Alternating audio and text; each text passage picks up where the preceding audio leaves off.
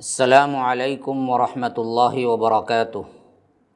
ان الحمد للہ نحمده ونستعینه ونستغفره ونؤمن به ونتوکل علیہ ونعوذ باللہ من شرور انفسنا ومن سیئات اعمالنا من يهده الله فلا مضل له ومن يضلل فلا هادی له واشهد ان لا الہ الا اللہ وحدہ لا شریک له واشهد ان محمدا عبدہ ورسولہ اما بعد۔ برادران اسلام، واجب الاحترام بزرگوں، دوستوں، عزیز ساتھیوں، لائق احترام ماؤں اور بہنوں، اللہ تبارک و تعالیٰ کے فضل و کرم سے MSLI لائف ٹی وی کے ذریعے جو عقائد کا سلسلہ شروع کیا گیا، یہ آپ کے سامنے تسلسل کے ساتھ جاری ہے۔ گزشتہ کا جو درس میں نے آپ کے سامنے رکھا وہ توحید الربوبیہ کی حیثیت سے ایک خلاصہ تھا۔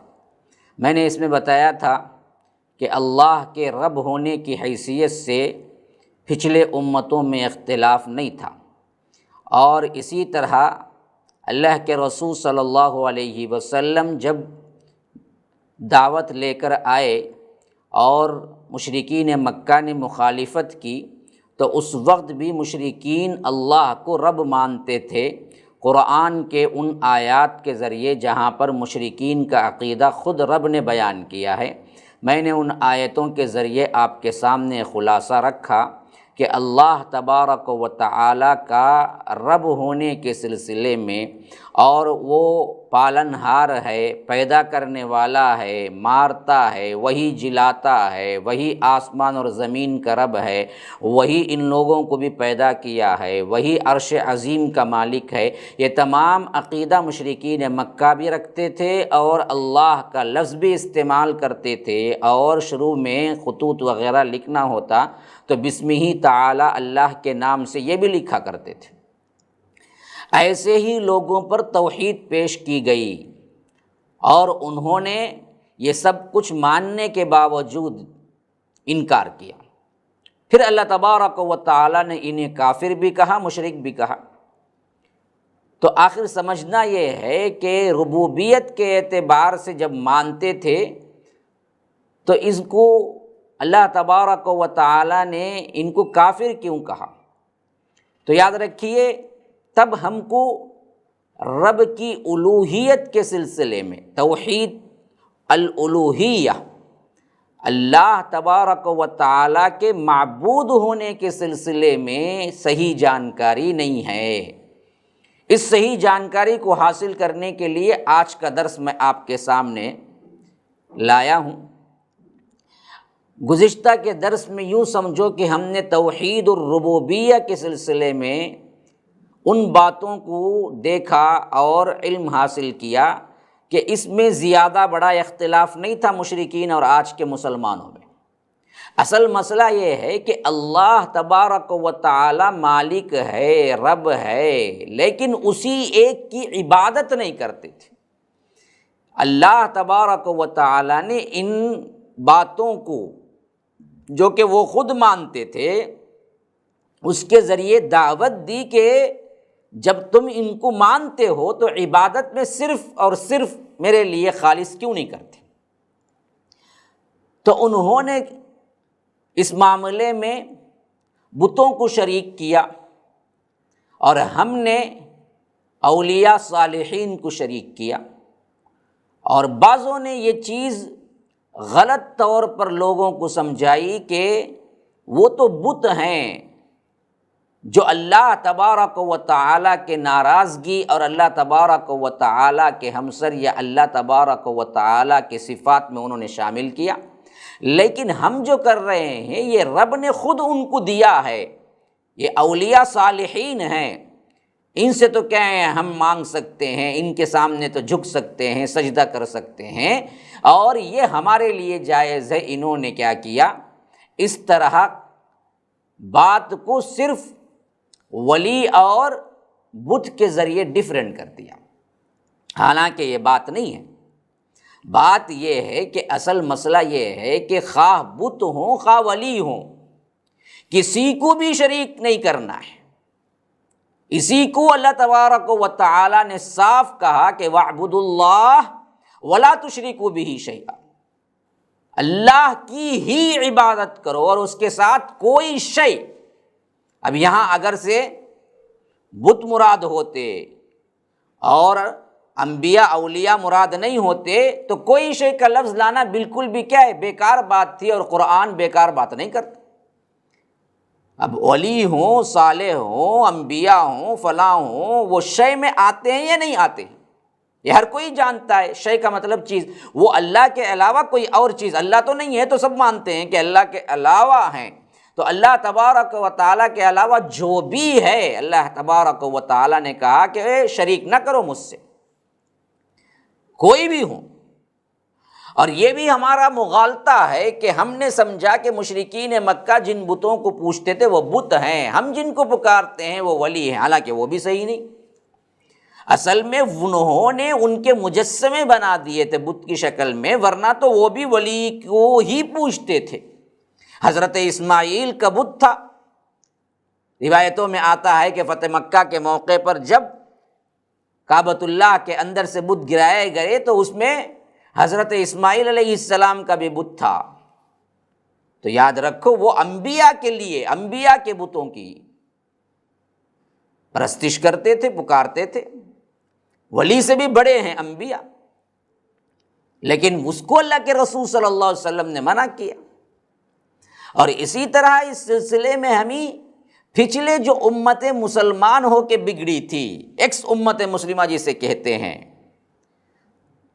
ان کے عقیدے کو اگر ہم لیں گے تو اور واضح ہو کے سامنے آ جاتا ہے کہ یہ مشرکین مکہ یہاں ولیوں کو کرتے تھے لیکن مجسمے کی شکل میں، لیکن قبروں کی عبادت بھی یہودیوں کے اندر آئی ہوئی تھی جو حضرت موسیٰ کی قوم تھی، جبکہ اللہ کے رسول صلی اللہ علیہ وسلم نے ان پر لعنت کی، فرمایا کہ لعن اللہ الیہود والنصارى، اللہ یہود و نصارہ پر لعنت کرے، اتخذوا قبور انبیائہم مساجد، کہ انہوں نے انبیاء کی قبروں کو سجدہ کرنے کی جگہ بنا لیا، مسجدیں بنا دی انبیاء کی۔ ہم تو اولیاء کی بنانے میں لگے ہوئے ہیں اور کہتے ہیں کہ ہمارے لیے جائز ہے۔ اللہ تبارک و تعالیٰ اپنے حبیب کے ذریعے لعنت کروا رہا ہے انہوں نے جنہوں نے انبیاء کی قبریں بنائی اور وہاں پر پوجا پاٹ شروع کی، بلانا شروع کیا، عبادت شروع کی، سجدے شروع کیے، تو وہ بھی منع کر دیا گیا۔ تو جب نبی کی قبر کے لیے سجدہ جائز نہیں ہے تو ولی کی قبر کے لیے سجدہ کیسے جائز ہے؟ یہ بات بالکل روز روشن کی طرح آیا ہے مسلمانوں، اور بہت سادی اور سمجھ میں آنے والی بات ہے، جس کو یہ پیڑ بھرو مولوی، جیب بھرو پیروں نے کیا ہے گھما کے رکھا ہوا ہے، ورنہ تو سیدھی بات ہے۔ انبیاء کے لیے وہ چیزیں اللہ کے رسول نے منع کر دیا، سجدہ کرنے سے خود اپنے لیے منع کر دیا، تو پھر کون مئی کا لال ہے جو اللہ کے رسول سے فضیلت میں بڑھ کر ہے کہ اس کے مرنے کے بعد بھی اس کے سامنے سجدہ کیا جائے، اسے پکارا جائے۔ اللہ کے رسول صلی اللہ علیہ وسلم نے اپنے لیے منع کر دیا کہ میں آؤں تو تم میری تعظیم میں اٹھ کے کھڑے ہو، تو کون بدبخت ہے جو دوسرا جو اللہ کے رسول صلی اللہ علیہ وسلم کی مخالفت کرے اور کہے کہ میں ان سے بھی زیادہ اونچا ہوں، میں آؤں تو تم جھک جاؤ، جیسا کہ آج ہم پیروں نے بنا رکھا ہے، سادہ لوح عوام کو یہ سکھا رکھا ہے کہ ہمارے پیر آئیں گے تو آپ پاؤں پہ پڑ جائیں، چاٹنے چومنے لگے۔ تو اس چیز کو اچھی طرح سمجھ لیجئے کہ توحید الالوہیہ یعنی معبود ہونے کی حیثیت سے اللہ کو ایک ماننا اور صرف اسی کے لیے عبادت خالص کرنا، اسی میں اصل میں خلل واقع ہوا تھا، اسی کو سمجھانے کے لیے انبیاء آئے تھے۔ الوہیہ الہ سے نکلا ہے، اور الہ کا معنی ہے معبود، اور معبود ہونے کی حیثیت سے تم کسی کے لیے عبادت نہیں کر سکتے، یا جس کی بھی تم عبادت کرو گے وہ معبود ہوگا۔ تو اسی واسطے اعلان ہو گیا کہ کسی کی عبادت جائز نہیں، اور عبادت جس کا معنی ہے اپنے آپ کو خشیت اور اپنے آپ کو ذلیل سمجھنا، حقیر سمجھنا۔ آج کتنے لوگ ہیں جو درگاہوں پہ پڑے ہو کہ کیا ہیں، اپنے اپنے مریدوں، اپنے اپنے پیروں، اپنے اپنے باباؤں کے سجدے کرتے ہوئے اپنے آپ کو ذلیل سمجھ رہے ہیں، جو کہ صرف اللہ کا حق ہے۔ اور اسی طرح عبادت کے اعتبار سے شیخ الاسلام امام ابن تیمیہ نے جو جامع تشریح کی ہے وہ یہ ہے کہ العبادہ اسم جامع لکل ما یحبہ اللہ ویرضاہ من الاقوال والاعمال الباطنہ والظاہرہ۔ فرمایا کہ عبادت ہر وہ چیز کا نام ہے لکل ما یحبہ اللہ، جس سے اللہ تبارک و تعالیٰ کو راضی کیا جائے، جو اللہ تبارک و تعالیٰ کو پسند ہے اور اس کی رضا ہے، خواہ وہ اعمال میں ہو، خواہ وہ اقوال میں ہو، بولنے کا عمل ہو، خواہ کرنے کا عمل ہو، خواہ باطنی عمل ہو، خواہ ظاہری عمل ہو، من الاقوال والاعمال الباطنۃ والظاہرہ، ہر وہ عمل، خواہ بولنے کا، تلاوت، تسبیح، ذکر، خواہ عمل کرنے کا، سجدہ، رکوع، خواہ ظاہر میں دکھنے والا صدقہ، خیرات، خواہ باطن میں دل کے اندر اللہ سے ڈرنا، نیت کرنا، یہ دل کا عمل ہے۔ تو فرمایا کہ یہ سب کا سب عبادت ہے، اور یہ عبادت کسی اور کے لیے جائز نہیں ہے۔ اور اللہ تبارک و تعالی نے ہمارے مقصد پیدائش کے سلسلے میں فرمایا وما خلقت الجن والانس الا لیعبدون، کہ ہم نے جنوں اور انسانوں کو پیدا ہی اس وجہ سے کیا ہے کہ وہ میری عبادت کریں۔ تو خالص عبادت کے لیے ہم کو پیدا کیا گیا، خالص توحید کے لیے پیدا کیا گیا، کہ پھر ہماری مت ماری گئی کہ ہم نے کیا ہے جھنڈے بنڈوں کو، کیا ہے قبروں کو، ادھر ادھر کی چیزوں کو ہم نے کیا کر دیا، سجدہ کرنے کی جگہ بنا لیا۔ اللہ تبارک و تعالی اس سے بہت ناراض ہوتا ہے، اور ہم نے اللہ کی ناراضگی لے بیٹھے۔ اسی طرح اللہ تبارک و تعالی نے تمام انبیاء کی بعثت کے سلسلے میں فرمایا سورۃ النحل میں 36 نمبر کی آیت، وَلَقَدْ بَعَثْنَا فِي كُلِّ أُمَّةٍ رَّسُولًا أَنِ اعْبُدُوا اللَّهَ وَاجْتَنِبُوا الطَّاغُوتَ، کہ ہم نے ہر امت میں جو رسول بھیجا وہ ہر رسول کو یہی دعوت دے کے بھیجا کہ اللہ ایک کی عبادت کرو اور طاغوت کی بندگی سے بچو۔ اللہ کے علاوہ جس کسی کی بھی عبادت ہو، جس کسی کے لیے بھی سجدہ ہو، جس کسی کے لیے بھی رکوع ہو، وہ سب کے سب کیا ہیں؟ باطل ہیں، وہ سب کے سب طاغوت ہیں۔ پھر اس کے بعد آئیے عبادات میں ہم دیکھتے ہیں نماز ہے، زکوٰۃ ہے، روزہ ہے، حج ہے، سچی بات کہنا ہے، امانت داری ہے، والدین کے ساتھ حسن سلوک ہے، رشتہ داروں کے ساتھ حسن سلوک ہے، وعدہ وفائی ہے، امر بالمعروف ہے، نہی عن المنکر ہے، جہاد ہے، اور اسی طرح کیا ہے یتیموں کو پالنا، یتیموں کی مدد کرنا، مساکین کی مدد کرنا، مسافروں کی مدد کرنا، یہ تمام چیزیں عبادت ہیں۔ اور ان عبادات کے اندر اصل چیز کیا ہے؟ اللہ تبارک و تعالیٰ کی رضا ہے، اللہ تبارک و تعالیٰ کی خوشنودی ہے۔ اور اسی طرح بعض عبادتیں یہ ہوتی ہیں کہ اللہ کے لیے ذبح کرنا یہ عبادت ہے، نظر ماننا عبادت ہے، پناہ مانگنا عبادت ہے، مدد مانگنا عبادت ہے، استغاثہ کرنا عبادت ہے۔ ہم ان کو تو نماز روزے کو تو کیا ہے عبادت سمجھتے ہیں، لیکن جانور ذبح کرنے کو عبادت نہیں سمجھتے، کسی درگاہ کے لیے کر دیتے ہیں، کسی بابا کے لیے کر دیتے ہیں، کسی شیطان کے لیے کر دیتے ہیں۔ کوئی مشائخ کہے کہ فلاں جا کے فلاں جگہ ایک مرغی ذبح کرنا ہے، وہاں جا کے کر دیتے ہیں، یہ عبادت ہے، یہ کسی اور کے لیے نہیں۔ من ذبح لغیر اللہ فقد کفر او اشرک، جو اللہ کے علاوہ کسی اور کے لیے ذبح کیا اس نے کفر یا شرک کیا۔ اسی طرح نظر اللہ کے لیے کرنا چاہیے، ان کی نظر، فلاں کی نظر، جعفر صادق کی نظر، فلاں ولی کی نظر، فلاں پیر کی نظر، نظر عبادت ہے۔ اس لیے فرمایا کہ یوفون بالنذر، یہ اللہ کے بندے جب نظر مانتے ہیں تو پورا کرتے ہیں، اور اللہ کے لیے نظر ماننا ہے۔ اور اسی طرح پناہ میں آنا، صرف اللہ تبارک و تعالیٰ سے ہم مانگ سکتے ہیں کہ اللہ فلاں سے ہمیں پناہ دے، کسی اور کے پاس جا کے کھڑے ہو کے نہیں مانگ سکتے، مردوں کے پاس نہیں مانگ سکتے۔ اسی طرح کیا ہے مدد کے لیے پکارنا، مدد کے لیے پکارنے میں صرف اللہ کو پکارنا ہے، اس کے علاوہ کسی کو نہیں پکار سکتے۔ اب اس میں سوال ہو جاتا ہے کہ بھائی تم کیا بیوی سے مدد مانگتے ہو، کبھی شوہر سے مدد مانگتے ہو، کبھی باپ سے مانگتے ہو، کبھی کیا بیٹے سے مانگتے ہو، کیا یہ سب شرک نہیں؟ کیا؟ حالانکہ حماقت ہے، یہ سب چیزیں شرک نہیں ہیں۔ جو زندہ ہیں، جو مدد کر سکتے ہیں، ان کے لیے مدد مانگنے میں کوئی مضائقہ نہیں ہے۔ اللہ کے رسول صلی اللہ علیہ وسلم نے بھی پوچھا ہے، صحابہ نے بھی پوچھا ہے۔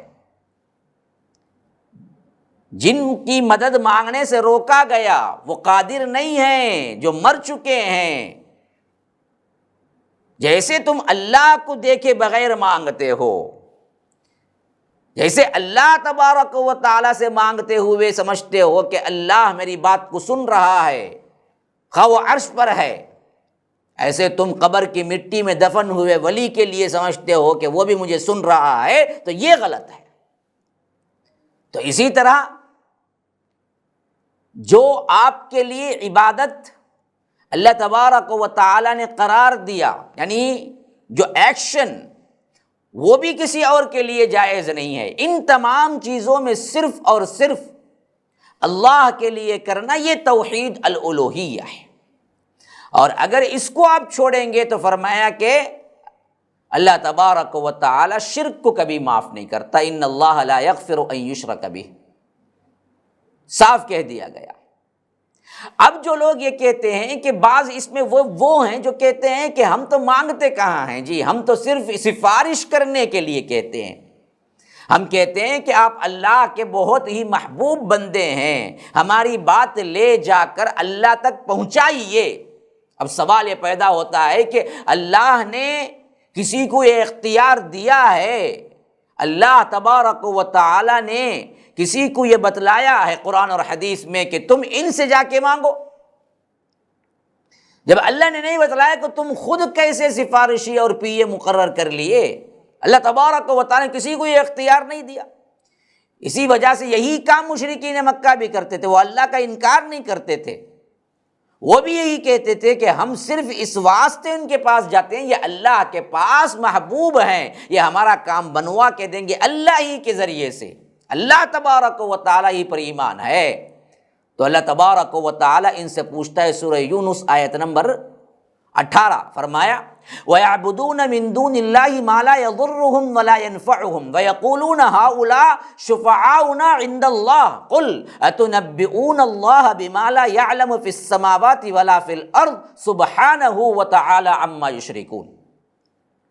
جو لوگ اللہ کو چھوڑ کر پکارتے ہیں دوسروں کو، یہاں پر بت مراد نہیں ہے، ہاں اوثان کا لفظ نہیں آیا، کوئی بھی ہو، وَيَعْبُدُونَ جن کی عبادت یہ کرتے ہیں اللہ کو چھوڑ کر، مَا لَا يَضُرُّهُمْ وَلَا يَنفَعُهُمْ جو ان کو کسی بھی طرح کا نہ نفع دے سکتے ہیں نہ نقصان دے سکتے ہیں۔ تو جب ان سے پوچھا جاتا ہے کہ کیوں بھائی عبادت کرتے ہو ان کی، تو وہ کہتے ہیں وَيَقُولُونَ هَؤُلَاءِ شُفَعَاؤُنَا عِندَ اللَّهِ، ہم کا عبادت کر رہے ہیں، یہ دراصل کیا ہیں؟ اللہ کے ہاں ہمارے سفارشی ہیں، یہ اللہ کے محبوب بندے ہیں جو اللہ سے ہمیں ملا کے اللہ سے ہمیں کام کروا کے دیں گے۔ بالکل وہی لفظ جو آج کا مسلمان کہتا ہے۔ ہم کہتے ہیں کہ کیوں، یہ اصل میں وہ سجدہ نہیں ہے مولوی صاحب، یہ آ کر کیا ہے؟ تعظیمی سجدہ ہے۔ تعظیمی سجدہ ہی اللہ نے کب جائز کیا؟ رسول نے کب جائز کیا؟ تعظیمی سجدہ رسول نے اپنے لیے جائز نہیں کیا تو تم قبروں پہ جا کے کرتے ہو؟ کیوں اللہ کے لیے خالص نہیں کرتے؟ تعظیمی سجدہ کسی کو جائز ہوتا تو سب سے پہلے رسول کو جائز ہوتا نا جی، محمد الرسول اللہ صلی اللہ علیہ وسلم سے بڑھ کر کون ہے؟ کیا صحابہ تعظیمی سجدہ کرتے تھے اللہ کے رسول صلی اللہ علیہ وسلم کو؟ بتاؤ کوئی ایک چیز، کوئی ایک حدیث ایسی بتاؤ جس میں اللہ کے رسول صلی اللہ علیہ وسلم نے اجازت دی ہو کہ تعظیم کے طور پر مجھ سے سجدہ کر لو مجھے۔ پوری سیرت، پورے احادیث اور پورے قرآن میں سے ایک دلیل لاؤ جہاں اللہ کے رسول نے کہا کہ بھائی تعظیم کی حیثیت سے مجھے سجدہ کر لو۔ کہیں نہیں بتا سکتا۔ جب اللہ کے رسول صلی اللہ علیہ وسلم کے لیے نہیں ہے تو پھر کسی اور کے لیے کیسے جائز ہے؟ تو وہی بات جو کہ آج کہہ رہا ہے مسلمان جو توحید کو نہیں سمجھ رہا ہے، اور یہ علماء سو برے علماء اس کو پٹی پڑھا رہے ہیں غلط، اس کے لیے ڈائریکٹ دعوت ہے. تمہیں شک ہے تو پڑھ لو جا کے، جس کا ترجمہ تم چاہتے ہو اسی ترجمے کے ساتھ پڑھ لو. سورہ یونس سورہ نمبر 10 آیت نمبر 18 پڑھو. اللہ کہتا ہے کہ وَيَعْبُدُونَ مِن دُونِ اللَّهِ مَا لَا يَضُرُّهُمْ وَلَا يَنفَعُهُمْ. اللہ کو چھوڑ کر جن کی عبادت کرتے ہیں جو نہ نفع دے سکتے ہیں نہ نقصان دے سکتے ہیں، تو ان سے پوچھا جاتا ہے تو وہ کہتے ہیں ہم ان کی عبادت کہاں کرتے ہیں. هَؤُلَاءِ شُفَعَاؤُنَا عِندَ اللَّهِ، یہ ہمارے لیے کیا ہیں؟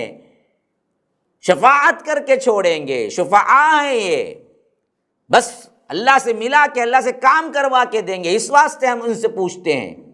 اللہ ان سے پوچھتا ہے قل، کہیے اللہ کے رسول صلی اللہ علیہ وسلم، اتنبئون اللہ بما لا يعلم فی السماوات ولا فی الارض، تم اللہ کو ایسی خبر دے رہے ہو جو اللہ زمین اور آسمانوں میں نہیں جانتا. سبحانہ وتعالی عما یشرکون، پاک ہے وہ ذات، سبحان ہے وہ، بے عیب ہے وہ ان سب چیزوں سے جو تم شریک کر رہے ہو. صاف آیت.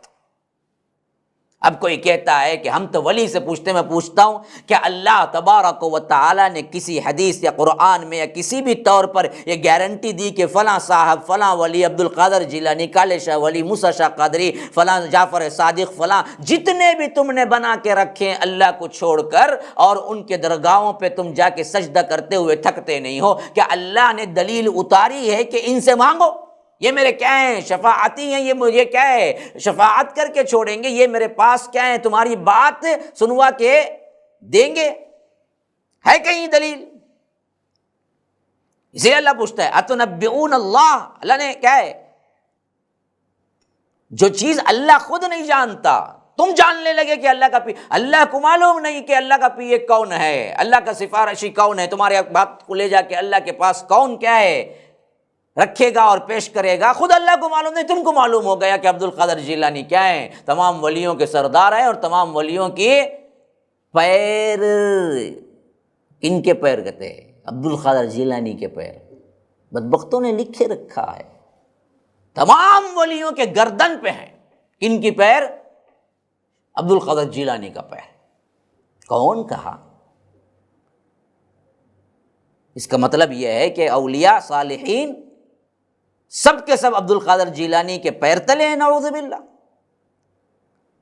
ان پر الزام دھرتے ہیں، جبکہ وہ تو توحید کے داعی ہیں.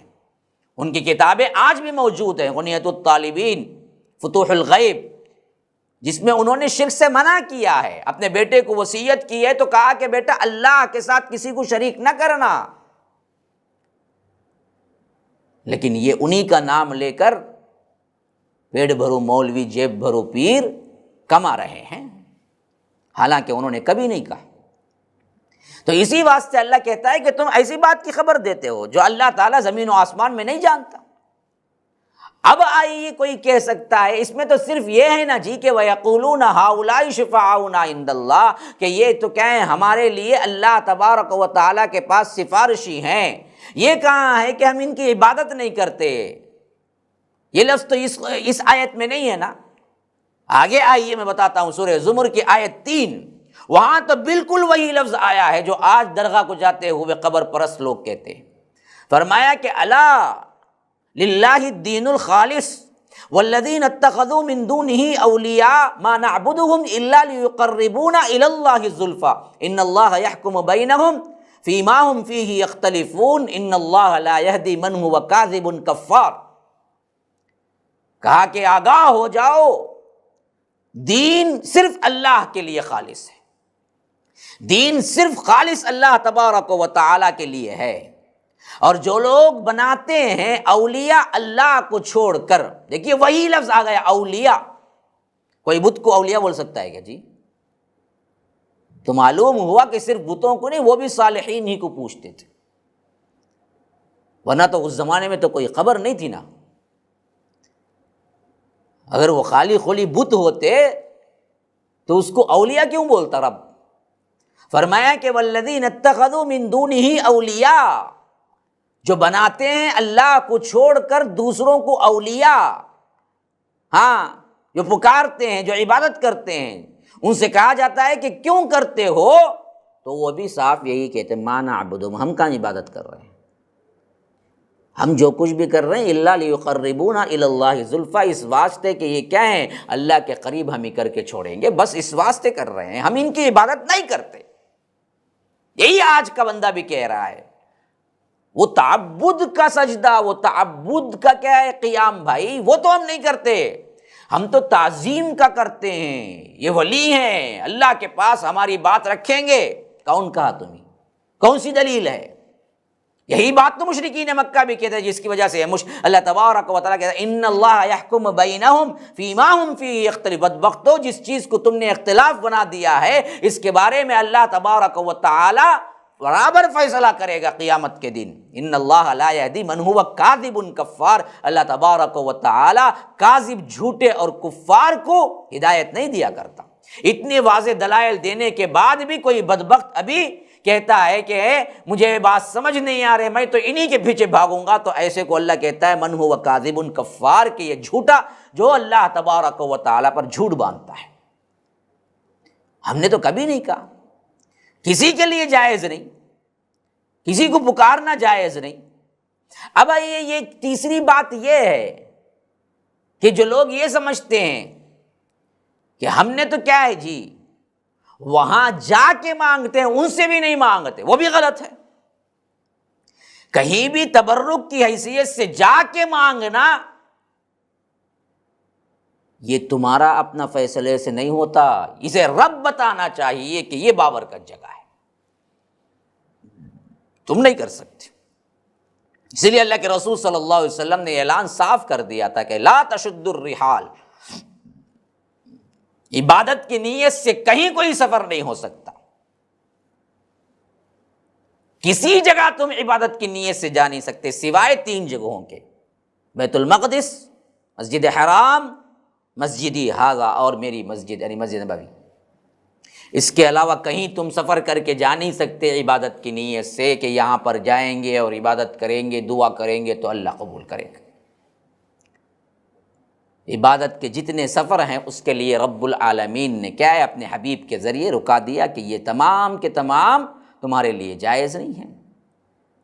اب دیکھیے اس حیثیت سے اگر الوہیت کو ہم سمجھ جائیں گے کہ خالص عبادت صرف اللہ کی ہونی چاہیے، اور جتنے ولی پیر ہیں یہ سب کے سب اللہ تبارک و تعالی کے خواہ ولی اور دوست کیوں نہ ہو، عبادت جائز نہیں ہے، واقعتاً بھی ہوں۔ بہت سے جعلی خبریں بھی بن چکی ہیں، جعلی پیر بھی ہیں، آئے دن خبروں میں آتا بھی ہے، لیکن میں کہتا ہوں واقعتاً بھی ہوں تبھی بھی جائز نہیں ہے۔ کیوں؟ رسول کو جائز نہیں ہے عبادت، تو کسی اور کے لیے عبادت کیسے جائز ہے، خواہ وہ تعبد کا ہو یا تعظیمی ہو۔ ہاں، اور یہ بات بھی تم نہیں لا سکتے کہ حضرت یوسف علیہ السلام کے بھائیوں نے تو کیا تھا، صاف آیا ہے میں نے خواب میں دیکھا کہ 11 ستارے اور چاند سورج میرے لیے سجدہ کر رہے ہیں، اور یہ سجدہ کرنا بعد میں تعبیر بن کے آیا بھی، وَخَرُّوا لَهُ سُجَّدًا، جب دربار یوسف میں پہنچے مصر میں سب کے سب سجدے میں گر پڑے، قرآن میں ہے یہ، لیکن نہیں کہہ سکتے۔ کیوں؟ یہ دراصل ان کی شریعت کا معاملہ تھا، ہماری شریعت میں تعظیمی سجدہ بھی اللہ کے رسول صلی اللہ علیہ وسلم نے منع کر دی۔ ہمیں کیا کرنا کیا نہ کرنا اپنے من سے نہیں ڈیسائیڈ کرنا ہے، اللہ کے رسول صلی اللہ علیہ وسلم جو بتائے ہیں وہ کرنا ہے، جس سے روکا ہے رکنا ہے۔ ما آتاکم الرسول فخذوہ وما نہاکم عنہ فانتہوا، جو رسول تمہیں دیں لے لو، جس سے روکیں رک جاؤ، مسئلہ ختم۔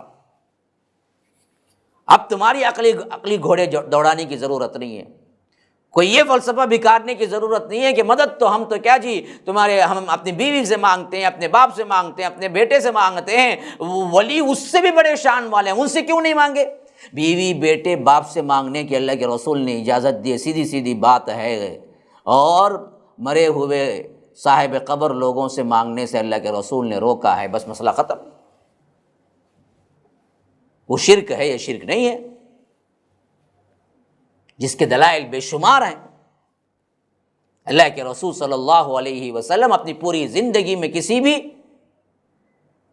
نبی کا وسیلہ لیا نہیں، مانگا نہیں، پکارا نہیں، نہ صحابہ کو سکھایا۔ خیر اللہ کے رسول سب رسولوں سے بڑے ہیں، انہوں نے نہیں کی، لیکن صحابہ کو تو سکھانا تھا کہ دیکھو یہاں ابراہیم تھے، یہاں اسماعیل کی قبر ہے، یہاں پر معاملہ یہ ہے، وہاں پر جتنی بھی چیزیں تھیں وہاں پر تبرکات اللہ تبارک و تعالیٰ سے مانگ کر لے کر صحابہ کو دے نہیں سکتے تھے؟ بتاؤ ہے کہیں؟ اگر یہ دین تھا تو کیوں نہیں کیا؟ جب انہوں نے نہیں کیا تو تم کر کے کیسے دین کہہ سکتے ہو؟ مسئلہ ہی ختم۔ اور خود اللہ کے رسول نے اپنی قبر کے سلسلے میں اطلاع دیا اور کہا کہ فرمایا کہ اے لوگوں دیکھو لا تتخذوا قبری عیدا، میری قبر کو عیدگاہ نہ بنانا، میلہ نہ بنانا، جلسے نہ منانا وہاں پر آ کر۔ ہاں اللہ کے رسول نے اللہ سے دعا مانگی کہ اے اللہ میری قبر کو محفوظ رکھنا۔ اگر یہ ہوتا تو اللہ کے رسول خود بتاتے کہ میرے قبر پہ آ کر کیا کیا کرنا چاہیے، بتاؤ کہیں ہے؟ سوائے سلام پڑھنے کے کیا ہے؟ کیوں نہیں بتایا؟ یہ دین کا حصہ ہوتا تو کیوں نہیں بتایا؟ کیا بھول گئے؟ تو ناقص دین ہے۔ آج تم کو یاد آ گیا یہ سب چیزیں کرنا دین ہے؟ دو ہی فیصلے ہیں، یا تو تم اللہ کے رسول کو یہ کہو کہ بھول گئے یا ناقص دین دیا، نعوذ باللہ ثم نعوذ باللہ۔ جب کامل دین دیا تو تم نے کیسے بغیر جو اللہ کے رسول نے نہیں بتایا اس کو دین بنا لیا؟ تو یاد رکھو مسلمانوں، یہ سب سے بڑا اہم ترین ہمارا مغالطہ ہے کہ وہ لوگ بتوں کی عبادت کرتے تھے اور اس لیے اللہ نے روکا۔ ہم تو ولیوں کے لیے کر رہے ہیں جن کو اللہ نے اپنا محبوب بنایا ہے، اس میں کیا خطا ہے؟ تو یاد رکھو وہ لوگ نہ ولیوں کی وہاں بتوں کی عبادت کرتے تھے، نہ بت اور ولی کے لیے الگ الگ فلسفے یا عقیدے ہیں، سب ایک ہی ہے۔ اللہ نے صاف کہہ دیا کہ وَاعْبُدُوا اللَّهَ وَلَا تُشْرِكُوا بِهِ شَيْئًا، اللہ کے ساتھ کوئی شے بھی شریک نہیں ہے۔ اس بات کو اچھی طرح سمجھ لینے کے بعد کچھ اور گہری باتیں ہیں، خاص کر اسماء و صفات کے سلسلے میں انشاءاللہ میں وہ اگلے ایپیسوڈ میں آپ کے سامنے بیان کروں گا۔ ھذا وباللہ التوفیق وصلی اللہ وسلم علی نبینا محمد، صلی اللہ لی ولکم ولسائر المسلمین من کل ذنب فاستغفروہ انہ هو الغفور الرحیم۔ والسلام علیکم ورحمۃ اللہ وبرکاتہ۔